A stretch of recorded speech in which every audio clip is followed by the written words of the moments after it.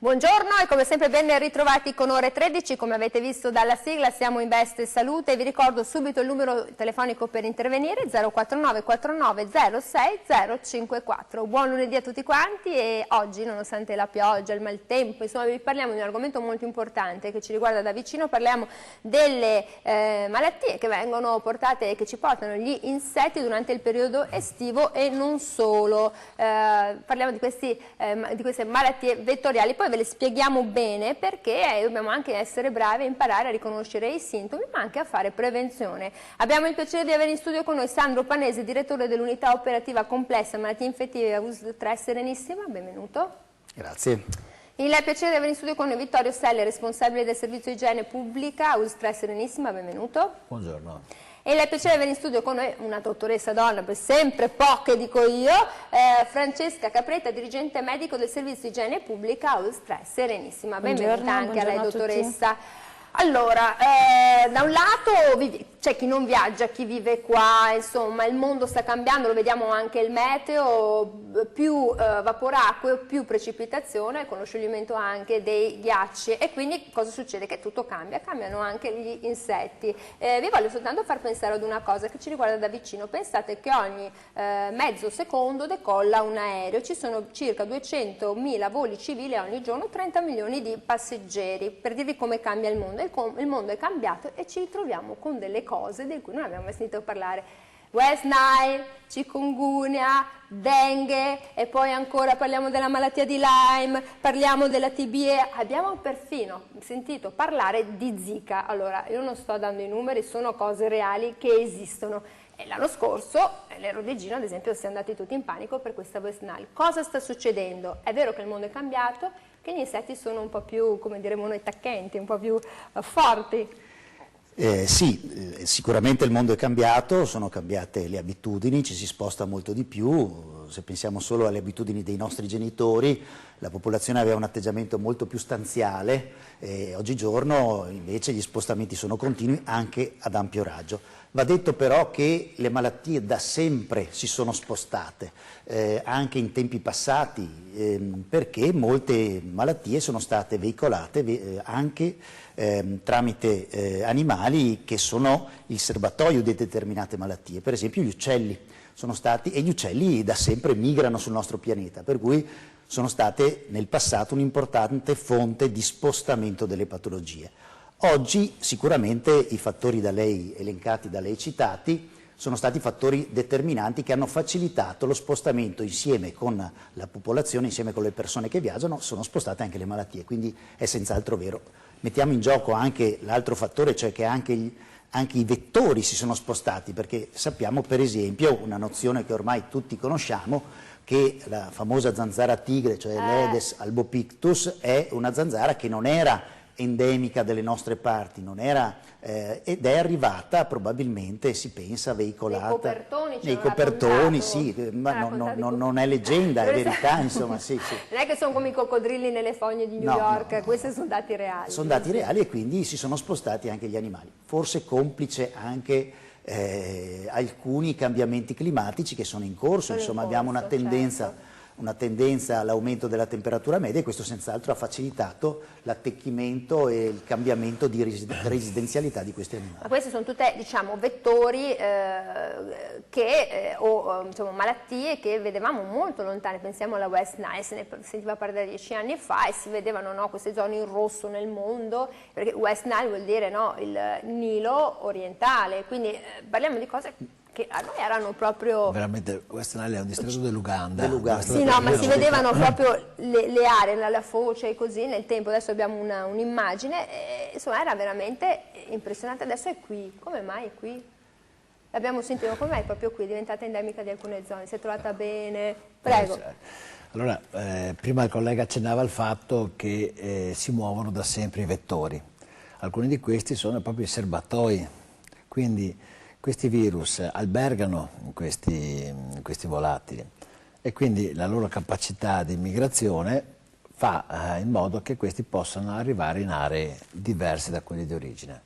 Quando, come ben diceva lei all'inizio, in queste aree nuove si creano delle condizioni climatiche e ambientali che sono molto vicine a quelle da cui questi virus normalmente vivono, allora trovano delle condizioni favorevoli. Questo quindi è una questione proprio di ambiente che si sta mutando e quindi diventa ospitale per virus e quindi per uccelli che li portano, che normalmente erano meno ospitali, no? E diventano meno ospitali per noi. Beh, però per esempio in Italia prendiamo la West Nile, abbiamo il Veneto, l'Emilia Romagna, la Lombardia, il Piemonte, il Friuli, Venezia Giulia e persino la Sardegna, cioè abbastanza variegata. Sì, anche se la zona più, diciamo, interessata è questa parte dell'Adriatico. Con la West Nile abbiamo avuto... Bravo, grazie Francesco. Abbiamo avuto questo importante picco nel 2018, l'altro anno faceva prima lei riferimento, e devo dire che l'abbiamo studiato molto anche in Regione questo aspetto, perché non è ancora stato decodificato in maniera esplicita i veri motivi. Sicuramente abbiamo avuto un'estate piovosa, abbiamo avuto un'estate molto calda e il primo mese in cui abbiamo avuto ceppi, pulli, zanzare infette è stato già il mese di aprile, quindi molto precoce il rilievo. Noi abbiamo un sistema di sorveglianza, magari poi ne parleremo, certo. E è stato molto precoce il ritrovamento di queste zanzare infette. Anche perché ti sembra che non muoiano mai, cioè arriva, essendo un autunno molto caldo ultimamente, arrivi a dicembre che riesci ad ammazzare la zanzara. Per la gioia di chi produce antipiretici, insomma, questo è vero. Le dirò che adesso, proprio parlando di zanzara che veicola la West Nile, queste zanzare sono diventate nostre, stanno qui e quindi svernano.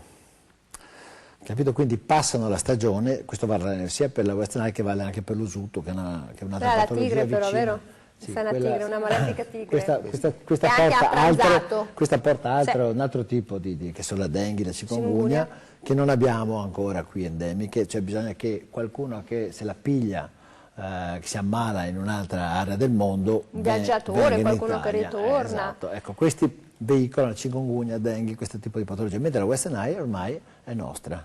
E poi dopo abbiamo visto l'anno scorso quel terrore, la paura, non è mancato, perché i sintomi sono sintomi che certo possono essere curati facilmente se un soggetto ha un sistema immunitario sano, forte, ma quando comunque sei debole o hai delle problematiche puoi arrivare anche ad avere complicazioni importanti. Sì, le dirò un po' che la paura è un po' sempre colpa vostra. Oh, eccoci, magari ecco, anche minuti 13 abbiamo preso la nostra paura. Il nostro lo sa perché da 5. ognuno fa la sua parte. Certo, giusto. No, lo dico perché la West Nile ha uno spettro abbastanza chiaro, l'80% dei casi è pauci sintomatico, praticamente uno quasi non si accorge, un 20% ha la forma febbrile.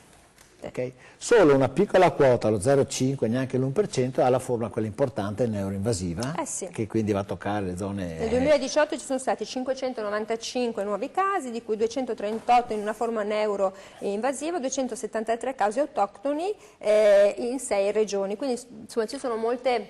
Sì, comunque ci siamo spaventati tutti. Le dico di più per venire dietro ai suoi timori, cioè quella febbrile è sottostimata, perché molte febbri passano, le persone manco si accorgono. Cioè, ho avuto la febbre d'estate, cavoli, guarda che sfortuna che ho avuto.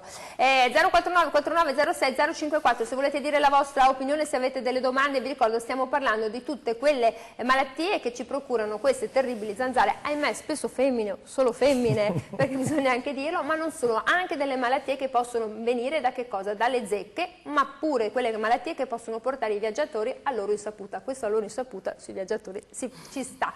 049 49 06 054, andiamo in pubblicità e poi ci mette sull'attenti la dottoressa Capretta su quando andiamo in viaggio, prima di partire, quando siamo in viaggio, cosa fare quando torniamo. A dopo.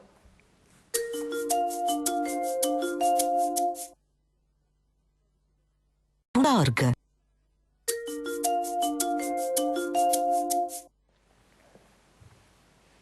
Eccoci qui, siamo ancora in diretta 049 4906 054. Se avete delle domande sulle zanzare, su come potete difendervi meglio, sui repellenti, sulle buone prassi da adottare, perché poi ogni comune, ogni amministrazione, ogni US decide di darvi delle istruzioni, il famoso sottovaso da svuotare, evitare di avere le caditoie che sono magari un po' di foglie, in modo che si formino questi microambienti favorevoli a queste bestiacce. Se andate sui prati, se andate nei prati, anche le zecche, perché bisogna anche difendersi e proteggersi. Dottoressa Francesca Capretta, allora abbiamo detto all'inizio che i viaggiatori, tutti amano viaggiare, no? Poi c'è il low cost, poi tutti quanti vogliono andare al caldo perché dato questo tempaccio, e però succede che oltre al souvenir reale ti trovi anche un potenziale souvenir da viaggio. Però se io mi recco e ho dei dubbi come chiamo la Farnesina per sapere quali siano le zone a rischio, dovrei chiamare l'USD, c'è un servizio preposto, perché se io decido di andare in Uganda, in Burundi, in Kenya, in qualsiasi altro paese del mondo, devo essere un po' informata. Ma no? Allora l'azienda offre comunque un sistema di consulenze per viaggiatori internazionali che è prenotabile a CUP. La consulenza di solito lascia praticamente un ventaglio di informazioni che vanno da cosa fare prima a come comportarsi soprattutto durante il viaggio e a cosa fare quando si torna.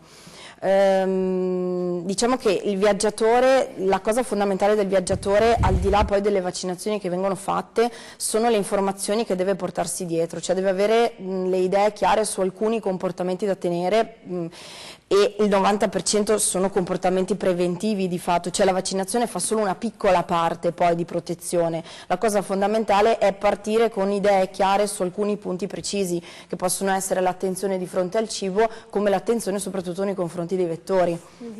Perché noi abbiamo sempre in mente, dottoressa, la cosa più semplice, no? La lattina, non appoggiarla alla bocca, l'acqua, lavati i denti con l'acqua di bottiglietta, perché di cosa è che ha paura il viaggiatore? Il viaggiatore ha paura che gli venga la pupù liquida, diciamoci la verità. Ma non diciamo è che rappresenta un po' il 50% delle problematiche del viaggiatore. Però agli scali, agli aerei, quando si tornano all'aeroporto di rientro, poveri addetti ai servizi.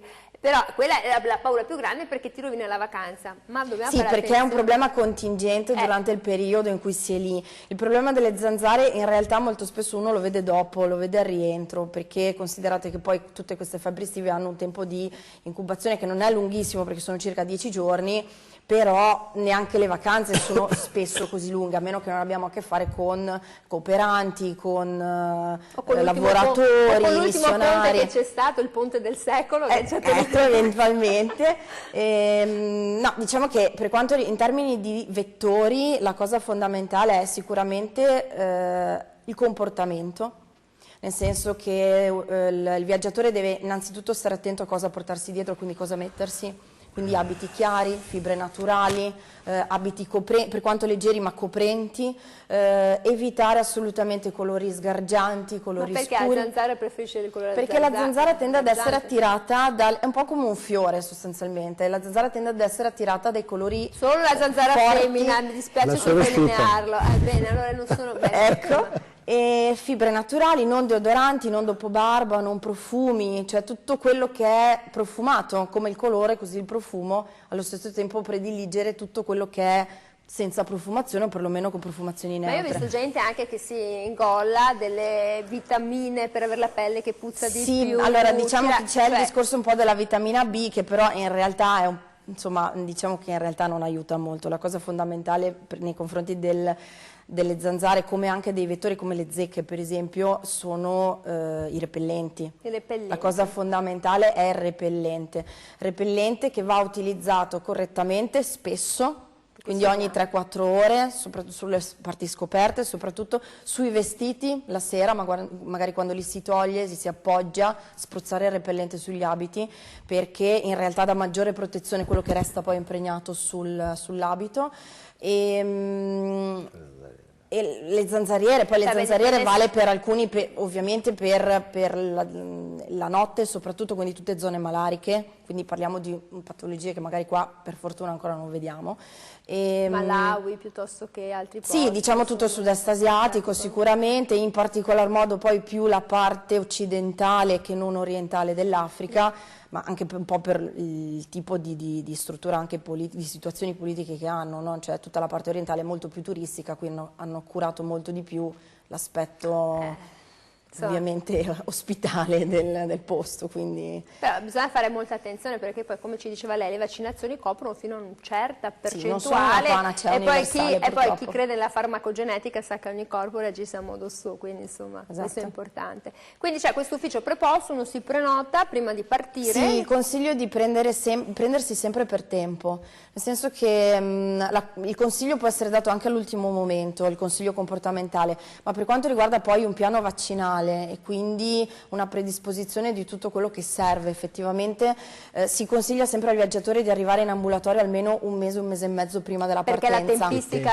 per i tempi, perché no? alcune vaccinazioni poi prevedono almeno 2 o 3 dosi nell'arco comunque di un mese, esistono i cicli rapidi anche, però bisogna avere almeno il tempo di poter, cioè se no non ha senso. Non ha senso come l'influenza, no? La vaccinazione influenzale te la fai il 1° ottobre, sei protetto tra la 22esima e la 25esima giornata, è logico, non è dice mi sono ammalato, ma nel mentre non eri garantito, eri in fase di avvicinamento all'obiettivo. Allora 049 49 06 054, se volete intervenire, allora se volete informazioni su queste malattie che si stanno insomma diffondendo anche in Italia, alcune sono anche presenti, abbiamo sentito la West Nile diventata endemica poi di alcune zone, ma parliamo anche delle zecche, insomma siamo qui a darvi delle informazioni. Senta Sandro Panese, ci dice intanto la West Nile che sintomi ci dà? La West Nile, come diceva già giustamente il dottor Selle, è una malattia che nella stragrande maggioranza dei casi decorre in maniera o del tutto priva di sintomi o con sintomi molto modesti, di una banale febbricola che si risolve spontaneamente. La pericolosità della West Nile consiste in quei rari, meno dicevamo appunto dell'1% dei casi, in cui il virus tende a invadere e a colpire il sistema nervoso centrale. Quindi può dare una forma cosiddetta meningoencefalitica, cioè colpisce insomma, il sistema nervoso centrale del cervello provocando un'infiammazione con un quadro serio, compromissione dello stato sensorio, quindi un'alterazione dello stato di coscienza che può addirittura arrivare al coma. La cosa importante è ricordarsi che sei stato via, perché sei passato del tempo. Questa è un'osservazione molto corretta. Non si ricorda neanche che cosa ha mangiato il giorno prima. Questa è un'osservazione molto corretta, perché spesso appunto se pensiamo alle dinamiche di questi viaggi, a come li viviamo questi viaggi, li viviamo come un'esperienza di vacanza, però ahimè una volta tornati ci dimentichiamo, rientriamo nella routine del lavoro, ci dimentichiamo di essere stati in vacanza, magari dopo una 10-15 di giorni ci capita la febbre, ci capitano i sintomi, magari ci rivolgiamo anche alla struttura sanitaria, al pronto soccorso, al nostro medico di medicina generale, però non riferiamo questo elemento importante del viaggio avvenuto di recente e questo può portare a un ritardo diagnostico in tempi rapidi che può aiutare a curare meglio. Che però mi permetto, è un po' un pezzo anche del nostro mestiere, scavare. Certo. Chiaro, però uno non è che sta guidando chiuso il gas o chiuso la luce, sapete che si va in funzione REM, bisogna fare tutto, però bisogna fare anche, ho capito, un po' l'archeologo del viaggio, capisco, bisogna scavare. E quindi è importante riferire questo recente trascorso in maniera da aiutare il medico a fare la diagnosi corretta. 049 49 06 054, pronto, buongiorno, buon lunedì. Buongiorno. Prego, buongiorno. Io avevo una domanda. Io d'estate quando ci sono le zanzare non vengo punto tanto. La mia compagna viene punta di più e io non vengo punto tanto. Ma mi sono sempre chiesto perché, c'è un motivo, Dice, come mai lei è il punto di meno e la compagna di più? Vabbè, allora, cerchiamo di darle una risposta. 049 49 06 054, chi se la sente in cuore di dire che le donne hanno il sangue più dolce? No, allora io avevo punto tantissimo. Allora, il dottor Selle ha fatto outing, viene punto molto. C'è una componente, un profumo, le donne si profumano di più, hanno una toilette più... Non ci sono dati scientifici oggettivi, c'è qualche rilevamento è stato fatto e qualche ipotesi che come dire, l'attrattività verso i vettori possa essere determinato da alcuni elementi, alcune caratteristiche fisiche e chimiche della pelle di ognuno, che quindi sono variabili, il pH, cioè l'acidità, la secrezione di acidi grassi, e quindi può crearsi chiamiamolo microambiente sulla superficie cutanea, che può agire come appunto un'attrattiva e quindi una persona le attira di più rispetto a un altro, però dati oggettivi di non tipo... ce ne sono. No, vabbè, perché poi è soggettivo, no? Anche quando c'è la puntura c'è chi fa la chiazza, chi non la fa, certo, un po' dappertutto, purtroppo siamo tutti diversi, l'unica cosa è spruzzarsi con la pace di Greta, con repellenti che non rovinino poi, non aumentino il buco dell'ozono, perché anche quello ci sta. Dobbiamo anche essere consci quando facciamo queste cose, giusto? Certo, tenendo presente poi che la durata di efficacia del repellente varia anche sulla base delle condizioni locali, per cui se mi trovo in un clima molto caldo e quindi sudo molto, il repellente va rinnovato più spesso. Ma quindi quanto? Ogni 3 ore? Adesso i tempi possono essere variabili, ma potrebbe essere necessario rinnovarlo anche in termini molto brevi. Perché anche i vari repellenti hanno una concentrazione diversa. È come il solare, no? Dobbiamo ripeterlo perché studiamo, viene inattivato. Cerchiamo di essere anche ormai una popolazione smart, sappiamo tutto sulle creme, però anche il repellente ha il suo perché. 049 49 si diverte lui, perché tanto lui ha detto che lo pungono tanto. Me ne faccio una ragione. Allora, 049 49 06 054, pronto? Buongiorno. Pronto? Pronto? Sì, prego, buongiorno. La sto seguendo in televisione, non so se sono io che sto parlando. È lei che sta parlando, giuro. Benissimo. Allora, siccome che io non ho girato molto, però volevo parlare a quel signore che adesso il nome viene, mi sono distratta. Dottor Panese, dottor Selle, la dottoressa... mi lasci spiegare, quel professore con i pantaloni bianchi. Dottor Panese, eccoci. Ecco, dunque, volevo chiedere, siccome che io ho lavorato anche sull'alimentazione, volevo chiedere, questi signori che vanno e vengono all'estero, ecco, se ingerendo dei microbi, cioè degli alimenti che sono stati, che c'erano, diciamo, le uova dei parassiti di cui gli insetti che voi state parlando, volevo chiedere questo, se il nostro organismo li neutralizza del tutto, oppure andando a fare le feci di qua e di là ci portiamo a casa tutto quel souvenir che andiamo a fare le ferie? Signora, che domanda. Allora, vuole sapere se la parassitosi intestinale può provocare, può facilitare insomma il contagio di alcune patologie. Allora, speriamo, non siamo né tenori né soprani, perché ricordiamo che c'è qualcuno che ingerì, si narrano le storie. Allora, grazie per la telefonata. 049 49 06 054. Allora, vi ricordo, stiamo parlando di tutte quelle malattie e patologie che vengono portate dai vettori, che possono essere appunto le zanzare in questo caso, possono essere anche le zecche, perché non dobbiamo sottovalutarle, ma questa signora parla della parassitosi intestinale, quindi è un'altra cosa diversa. Sì, è un'altra cosa. Io faccio una premessa da quello che ho capito della domanda della signora e poi lascio il discorso ai colleghi dell'Ufficio Igiene, perché secondo me è più da questo punto di vista che va spiegato. Cioè, le parassitosi intestinali, è vero, vengono contratte generalmente, possono essere contratte generalmente attraverso l'ingestione di acqua o cibi in qualche modo inquinati. Ed è vero che la persona che è infestata poi può a sua volta eliminare con le feci, può eliminare, come giustamente diceva la signora, le uova o comunque le spore di questi agenti infettivi. Ma noi viviamo in un ambiente, in un territorio dove i controlli su quello che poi si ingerisce, anche se per caso è stato eliminato un agente infettante da qualche persona che aveva questa infezione, dopo i controlli sulle acque e sugli alimenti sono sufficienti per prevenire la diffusione dell'infezione. Per questo lascio il discorso ai colleghi. Perché penso che subito si sterilizza per tutto questo FAS che gira questo è l'altro discorso. Allora io devo andare in pubblicità. 049 49 06 054. È bene che ci chiamiate anche per delle curiosità, noi siamo qui a disposizione. A dopo con quelle che sono appunto le informazioni con Vittorio Selle e Francesca Capretta. Dopo.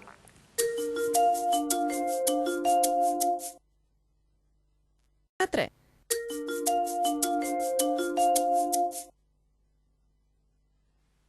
Eccoci qui, siamo tornati in diretta 049 49 06 054. Allora vi ricordo, se avete delle domande, poi con la stagione che si spera arriverà prorompente con il caldo, cosa succede? Che arrivano le insidiose e fastidiose zanzare, ma non solo, andremo nei prati, andremo nei boschi e cosa succede? Che magari potremo anche essere punti, speriamo di no, da una zecca. L'importante è capire subito tutto e non dimenticarsi magari di una passeggiata, piuttosto insomma non sottovalutare i sintomi.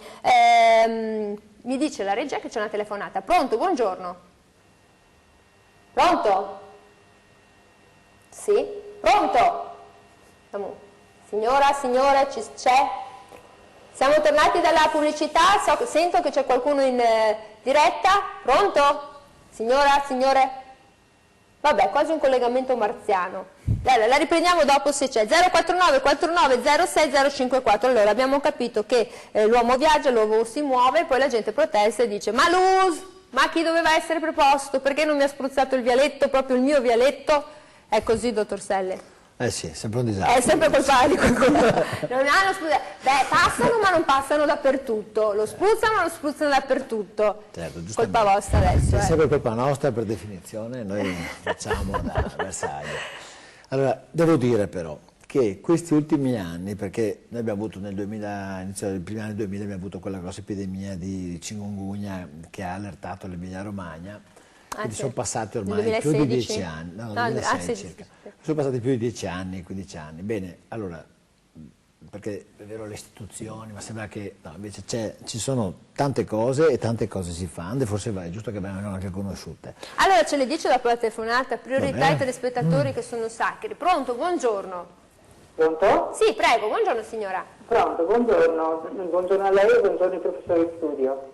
Io mi chiamo Maria, telefono da Sabbia di Calalta e volevo avere un'informazione. Dunque, mio marito l'anno scorso ha fatto la West Nile, è stato molto male, è stata controllata a domicilio e a fine a chiusura della malattia mi hanno detto che mio marito è rimasto immune in seguito, insomma, se dovesse succedere, lui è immunizzato. Devo sapere se questa cosa è vera. Allora lei signora Maria, scusi, state buone perché vi devo bacchettare come una scuola. Non sento la signora Maria di San Biagio di Callalta, mi sento parlare nelle orecchie. Allora signora Maria, io sento molto basso. Allora signora Maria, riassumendo questo, lei vuole sapere, visto che suo marito ha fatto la West Nile, i medici che l'hanno curato ha detto una volta che il suo marito è stato infettato, diciamo rimane immune per tutta la vita dalla West Nile. Chissà se è vero, me sa de no. Comunque le faccio dare una risposta, va bene? Pronto? Pronto? Sì, ecco, signora Maria, le faccio dare la risposta, va bene? Ci ascolti bene? D'accordo, grazie. Grazie. 049 49 06 054. Torniamo a bomba, dottor Panese. Ma è vero, se io faccio la West Nile, perché le varianti sono 5 se non mi ricordo male. Esatto. Se io faccio una delle varianti della West Nile, sono per tutta la vita protetto, felice e contento? Non è proprio così. Bene, di lunedì avere queste notizie fa piacere. Guardi quella telecamera e lo dica alla signora Maria. Il mio sistema immunitario, dopo aver avuto l'incontro, se io mi sono ammalato di West Nile, conserva la memoria verso quel sierotipo. Però nei confronti dei restanti sierotipi io sono ugualmente esposto alla malattia, per cui rischio di riprendermela. È anche vero che generalmente la posso avere in forma più lieve, più blanda, perché in qualche modo sono difeso, però non sono esattamente immune dal prendermi di nuovo la West Nile. Quindi, ricapitolando, ci sono 5 tipologie, facciamolo in maniera molto semplice. Mettiamo che il marito della signora Maria ne abbia preso uno, gli altri 4 se li può beccare. Se li può riprendere, seppure è prevedibile che se li prenda in forma più lieve. Vabbè, è una consolazione, sarà lievemente ammalato di questa. No, anzi gliela auguriamo di no, si spruzzi, ha capito, e siamo tutti contenti. 049 49 06 054, telefonata da casa, pronto, buongiorno? Questa è la signora di prima. Pronto? Pronto? Prego, buongiorno. Pronto? E lei signora, ci dica tutto, buongiorno. No, volevo salutare il mio caro dottore Panese, Sandro Panese. È il fan, Che sorpresa, dottor Panese. Ci dica allora. Cosa... Si sente male, sto guardando la televisione. Va bene. Immagino, non so, non riconosco dalla voce la signora. Approfittare. È stato bravo con lei, l'ha curata bene? Lo penso tutti i giorni. Mi ha guarita. Da che cosa, se possiamo permetterci? Chiedo al dottor Panese la mia situazione. Guardi, ci proveremo a fare un transfer. Ci dica solo il nome di battesimo, così magari il dottore si ricorda. A Franca Bertan. Anche nome sì, ha detto che ricorda. Allora, ricorda bene. Comunque è stato bravo. Bene, bene. Allora, signore, intanto noi la ringraziamo perché fa anche piacere che riceve i complimenti, anche così in diretta. Me lo saluti tanto, un abbraccio. Buongiorno signora, buongiorno. Mi viene da fare come Raffaella Carrà. È qui, è qui. Grazie signora, grazie. 049 4906 054. Allora, stavamo dicendo che è colpa del dottor Vittorio Celle se non viene fatta la corretta disinfezione da queste zanze odiatissime.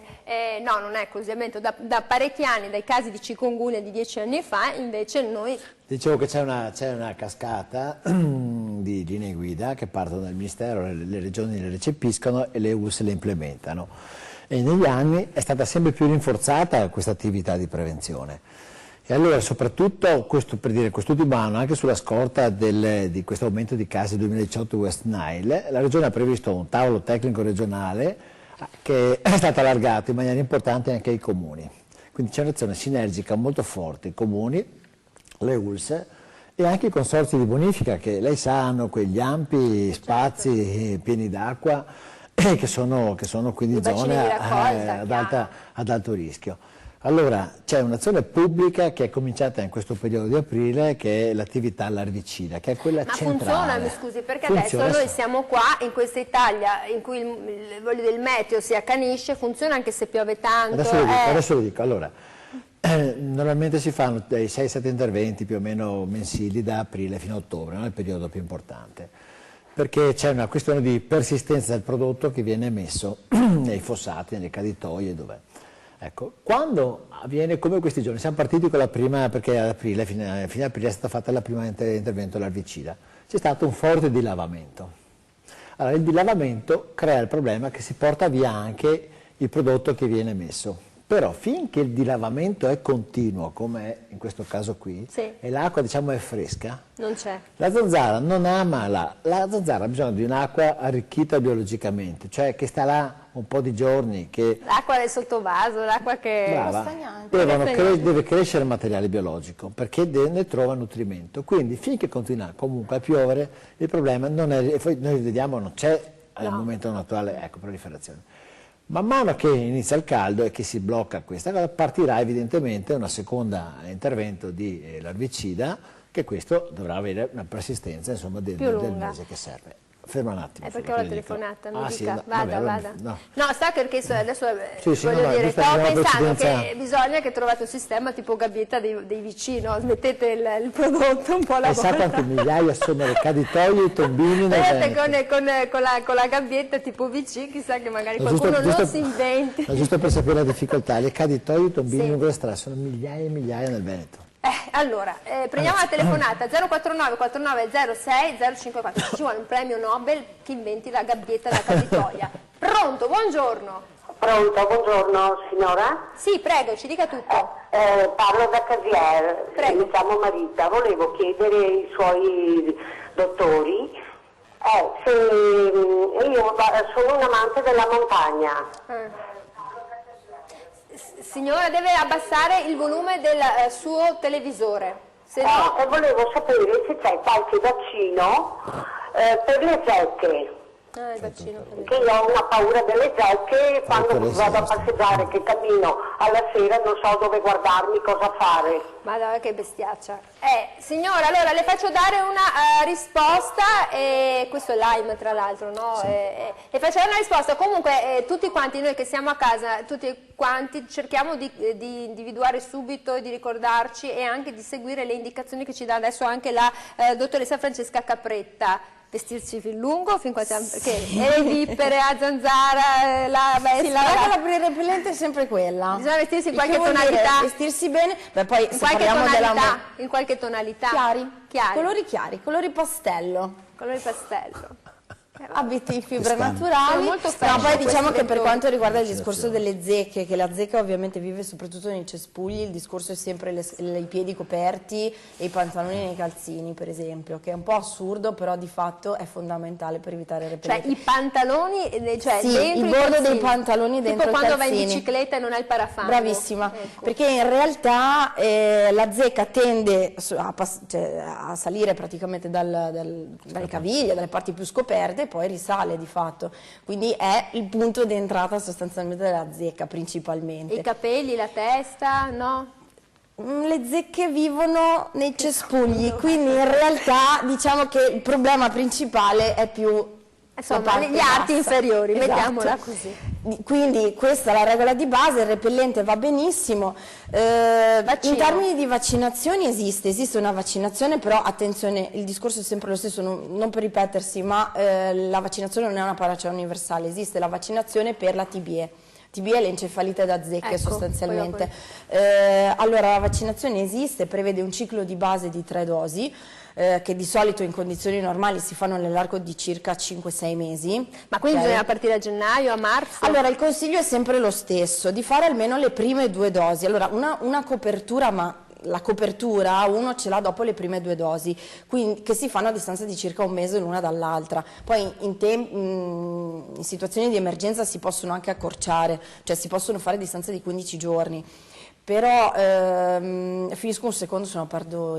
Sì, il discorso è questo, che la cosa fondamentale è avere le prime 2 prima di partire, il che vuol dire che se io comincio ad andare in montagna a giugno, l'ideale sarebbe cominciare a prendersi a marzo-aprile, okay? In modo da avere il tempo di prenotarsi l'appuntamento e dopo di fare anche il richiamo. Poi la terza dose si fa a distanza di 5 mesi e quindi tranquillamente con l'inverno chiudono il loro ciclo. Questo vale anche per i ragazzini che vanno negli scout, per esempio, in questo momento ne vediamo molti. Hanno controindicazioni, dottoressa, queste vaccinazioni? La vaccinazione no, si può fare in qualunque momento, l'importante ovviamente è evitare patologie acute in atto, quindi la febbre sostanzialmente, però non ci sono controindicazioni particolari. Effetti particolari della vaccinazione, a parte il dolore al braccio, diciamo che difficilmente dà anche febbre, quindi è una vaccinazione molto ben sopportata. È una vaccinazione che noi ancora facciamo a pagamento, perché in questo momento noi non abbiamo, in qualche modo non c'è l'indicazione sostanzialmente ad offrirla a tutti, però ultimamente ha preso abbastanza piede. Cioè più consapevolezza da parte del più che altro perché poi amante. nella stagione precedente le zecche si sono spostate molto, e anche tutte le aree del Cadore per esempio, che prima di fatto non erano particolarmente a rischio, però ultimamente la gente viene, anche chi non era abituato. Sono anche più animali selvatici meno controllati, perché poi si sente sempre anche, cioè voi registrate. Ma il controllo questo, del territorio è quello, è standard, Okay. cioè le forestali o comunque voglio dire sono sempre sul territorio, no, credo che ci sia proprio più consapevolezza da parte della gente.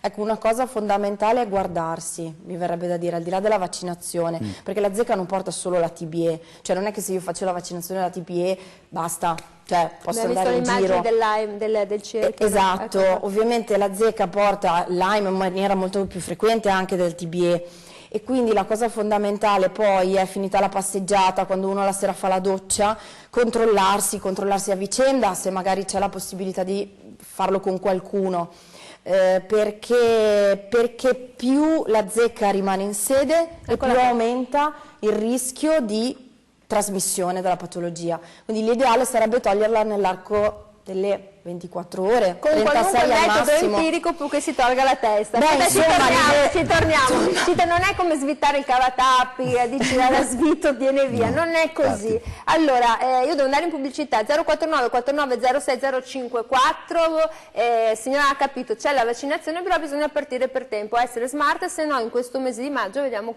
la sua ULSS di riferimento che tipo di soluzione può offrire. Torniamo dopo la pubblicità.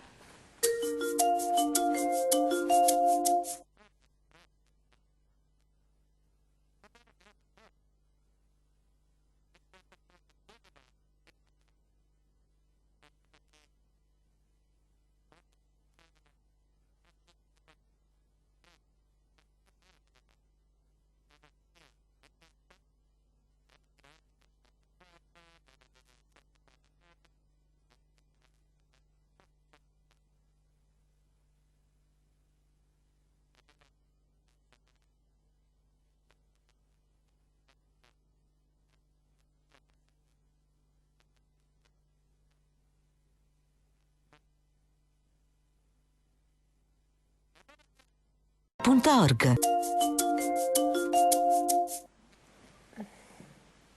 Eccoci qui, siamo tornati con la diretta 049 49 06 054. Come ci proteggiamo da queste bestiacce? Perché voglio dire, sono bestiacce. C'è una telefonata, la prendiamo subito. Pronto? Buongiorno. E dagli effetti. Eccoci. Signora? Signore? Pronto? Pronto? Eccoci. Chi è? Buongiorno e buona giornata. Senta, io dovrei fare un complimento alla scienza medica. Alla scienza. Perché Bene. io devo ringraziare appunto i medici, perché ho cominciato a 20 anni, ho fatto una pleure, a 30 anni ho fatto un blocco renale, a 40 anni ho fatto un'epatite, a 50 anni ho fatto il cuore e 3 bypass e tutto il seguito. Complimenti ai medici che io ho avuto tanto e devo tanto ringraziare. Dovrei dire una battuta, ma non so se forse diventa qua. Alle gambe della dottoressa... No, vabbè, quello c'entra, quelle me le ha fatte la mamma, ecco, vabbè, facciamo così. Allora, ecco, allora lei dice complimenti alla scienza, alla dottoressa, non so mia, il suo, dottoressa... Sono gelose, Allora, senta, ma lei ci chiama perché ha avuto qualche patologia, qualcosa? Sì, tutte... Però alla vista non ha avuto problemi. Le ho le dentate, tutte e 5. Adesso ho 85 anni quasi e ancora devo ringraziare tutti i medici, ma devo fare una battuta, posso farla per il medico? Ma sì, ormai... Io ero un bambino, no? Avevo una donna da vicino a casa mia e il medico anche, è andata dal medico perché aveva preso una poppa, qualcosa, insomma. Il medico le ha detto cosa devo fare, dottore? La metti in pacchi di acqua calda, ha detto, no? E se non fa niente la metti con l'acqua fredda, ha detto. Vabbè. Ho spiegato tutto, vi ringrazio. Grazie, allora grazie.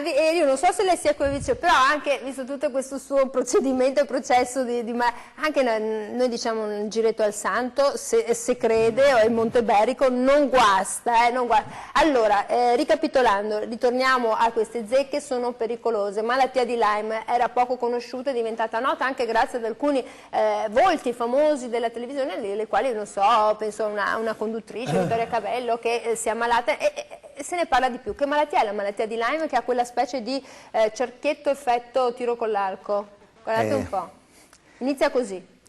Questo è uno dei sintomi ed è uno dei primi sintomi, le manifestazioni cutanee, viene detto eritema cronico migrante, ma la malattia di Lyme è una malattia che può evolvere anche in stadi successivi, anche a distanza di diverso tempo, soprattutto se ignorata o sottovalutata all'inizio delle sue manifestazioni, e può determinare appunto una malattia che evolve anche nel tempo in forme piuttosto gravi, addirittura che possono arrivare a interessare il sistema nervoso centrale. E quindi è una malattia che deve essere, che può essere tranquillamente curata, ma deve essere riconosciuta e diagnosticata per tempo. Questa quanta incubazione ha? Allora, l'incubazione in genere nelle sue forme iniziali diciamo, è intorno ai 10-15 giorni per le prime manifestazioni, ecco. E poi le forme successive può anche manifestarsi a distanza di parecchi mesi di distanza. Perché uno si dimentica di essere stato punto, non l'ha sentito, perché poi non si sente nella malattia di Lyme, cioè spesso alcune punture di zecca non si sentono.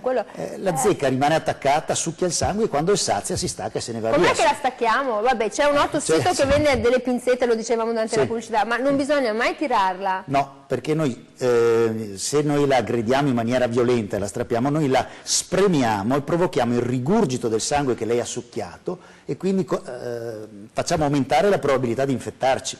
E quindi deve essere staccata con attenzione. In genere sarebbe meglio, nel momento in cui uno si accorge, è meglio rivolgersi alle strutture dove lo sanno fare, anche il pronto soccorso, esatto, noi lo facciamo, il medico di base, o il medico di base, insomma, soprattutto nelle zone di montagna i medici hanno competenza in questo, quindi è meglio farlo in questo modo.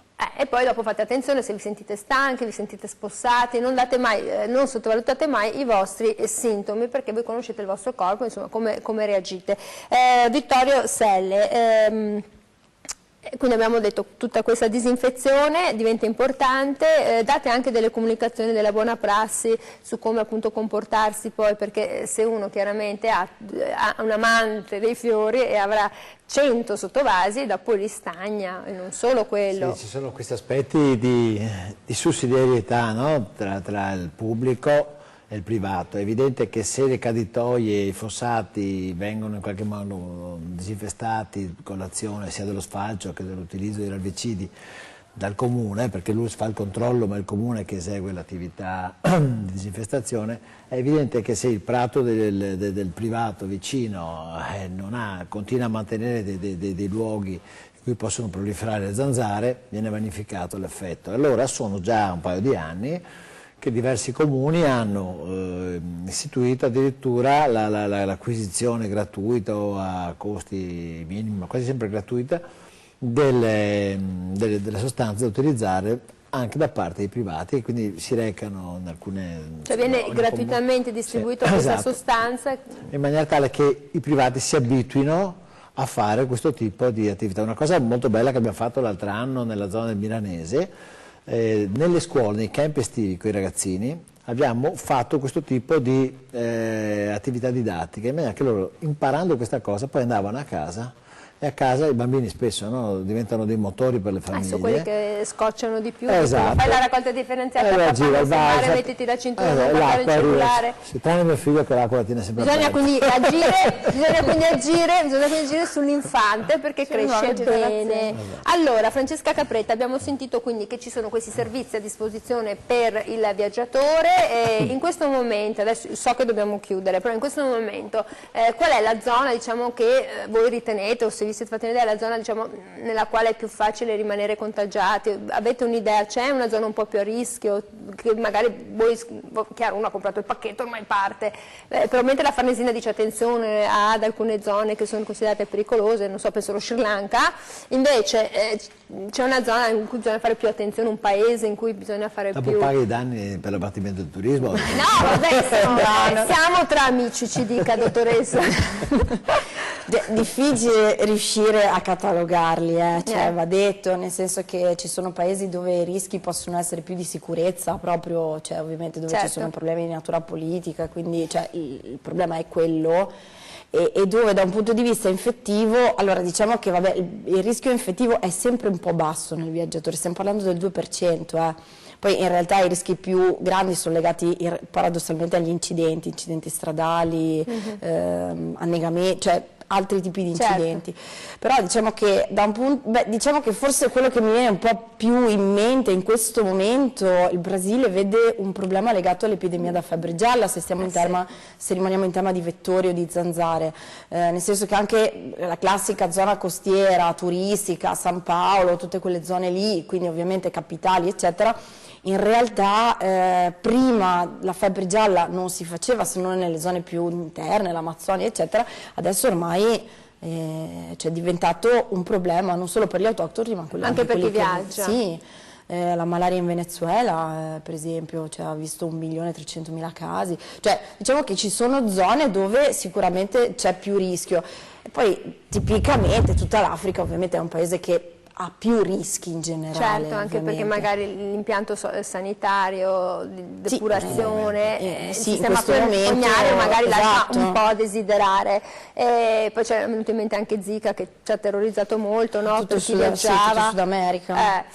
Allora, finito questo excursus sulle cose piacevoli, è stata una trasmissione dedicata a questa informazione, alle buone prassi, avete capito, c'è sempre un referente, siamo con l'ULSS 3, serenissima, un front office importante, avete delle domande, c'è sempre poi l'ufficio di riferimento, potete chiamare il servizio di igiene pubblica dell'ULSS 3 serenissimo, ci sono dei medici preposti poi a capire che cosa sta succedendo al tuo corpo. Allora, io ringrazio davvero molto tutti coloro che ci hanno guardato, chi ha chiamato, anche quelli simpatici, simpatici, le carambate che ci hanno fatto, professore, dottore, i fans. Vabbè. Allora, io ringrazio davvero molto Sandro Panesi, direttore dell'unità operativa complessa di malattie infettive dello stress, serenissima, per essere stato con noi. Ringrazio davvero molto Vittorio Selle, responsabile del servizio igiene pubblica dello stress, serenissima. Ringrazio davvero molto Francesca Capretta, dirigente medico del servizio igiene pubblica dello stress, serenissima, che ha delle belle gambe e anche delle belle scarpe, perché da donna posso anche dirlo. Noi torniamo come sempre domani, grazie a tutti.